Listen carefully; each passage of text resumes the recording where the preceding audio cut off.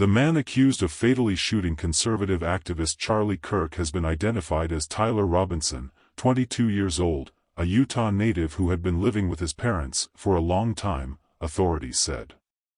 Robinson was taken into custody on September 12 after a family member recognized him in surveillance images, a development investigators described as pivotal in ending a nationwide manhunt. That family member was apparently Robinson's father, who encouraged him to turn himself in, citing two law enforcement sources. The father then reportedly contacted a family friend who informed the sheriff's office. At a press briefing on Friday announcing the arrest, FBI officials declined to discuss Robinson's background, political leanings, or possible motive, saying the investigation was ongoing. "We are confident we have the right individual in custody," an FBI spokesperson said, "but we are still working to establish the full picture of who he is and why he acted." Utah Governor Spencer Cox said a family member interviewed by investigators stated that Robinson had become more political in recent years. The relative also said that during a dinner conversation before the attack, Robinson had discussed Kirk's upcoming event at Utah Valley University, according to Cox. "They talked about why they didn't like him and the viewpoints that he had," Cox said, referring to the conversation. Public records reviewed by the suggest Robinson had in the past registered as an unaffiliated, or nonpartisan, voter in Utah. His parents, Matthew Carl Robinson and Amber Denise Robinson, are registered Republicans, according to state records. Robinson was not enrolled at UVU, the site of the shooting. In a statement, the Utah Board of Higher Education said Tyler James Robinson was a third-year student in the electrical apprenticeship program at Dixie Technical College. He previously spent one semester at Utah State University in 2021 and earned concurrent enrollment credits through Utah Tech University while in high school between 2019 and 2021, it added. Social media accounts indicate Robinson's father runs a kitchen countertop and cabinet installation business, while his mother is a social worker. The family is Mormon and active in the local church. Investigators say Robinson was steeped in online culture, pointing to inscriptions on shell casings linked to the case. Two casings displayed apparent references to online trolling humor. The inscription, "Notices bulges oh whoa what's this?" on a fired shell casing may refer to a copypasta, a piece of text that is repeated over and over again, often to troll people online. Another casing, that was unfired, was inscribed with the words, "If you read this, you are gay LMAO," again an apparent reference to a trolling joke. Meanwhile, other casings could be interpreted as sympathetic to Antifa, or the anti-fascist movement, a loose collection of far-left activists who have been active in the U.S. over the last decade and often demonstrate against Trump policies and far-right groups. One unfired casing had the words, "Hey fascist," "Catch," and an up, right and 3 down arrows. The 3 down arrows alone could be a common symbol used for anti-fascism. As a whole, the arrows could reference a sequence of control inputs in a video game, although this remains unclear, and authorities have not yet released images of the casings.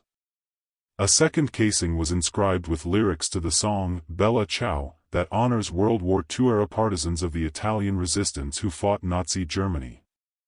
Authorities said Robinson also appeared to have been active on Discord, the social media platform primarily used by gamers, but now also popular with other communities. His roommate reportedly showed investigators a series of messages on Discord from a contact named Tyler, referencing a rifle, drop point, and instructions about retrieving and hiding the weapon. Discord later issued a statement saying his account had been suspended. "We have removed the suspect's account for violating our off-platform behavior policy," it said. For now, Robinson remains in custody as prosecutors prepare formal charges. The investigation into his background, motives, and potential affiliations continues in what officials are calling one of the most significant political killings in recent U.S. history. Remember that. On September 12, 2025. Charlie Kirk was fatally shot during a public event at Utah Valley University, sending shockwaves across the nation. The attack, allegedly carried out by 22-year-old Tyler Robinson, ignited fierce political debate and fears of rising extremism. Within hours, tributes and outrage flooded media channels, framing Kirk's death as both a tragedy and a rallying cry. In the aftermath of the tragedy, an outpouring of condolences came from across the nation, with Trump's administration leading the chorus of voices mourning the loss.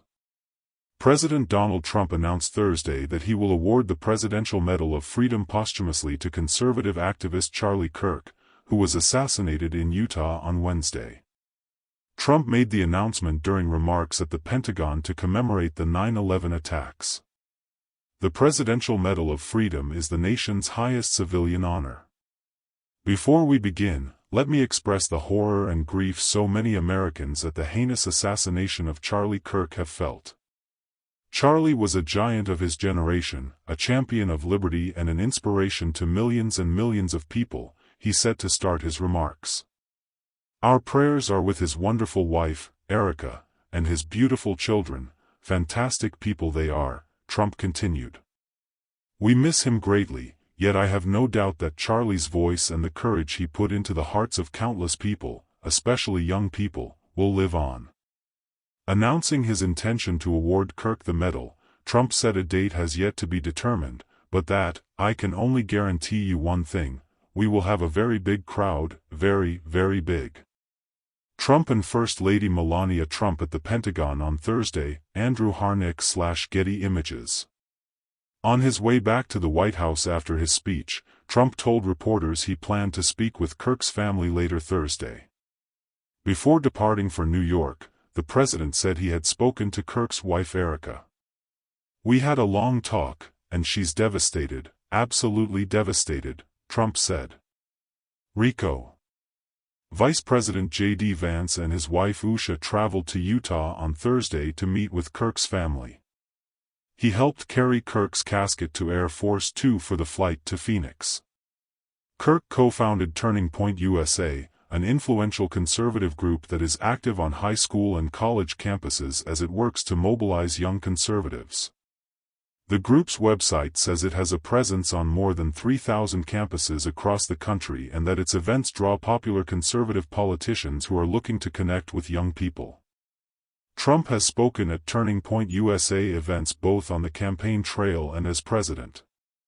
Kirk, who was 31 when he died, was a mainstay on conservative media, hosted his own podcast, The Charlie Kirk Show, and wrote several books.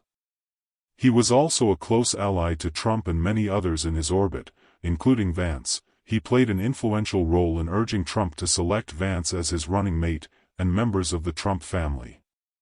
Kirk spoke at Trump's presidential nominating conventions in 2020 and 2024, the latter of which was held just days after an assassination attempt against Trump.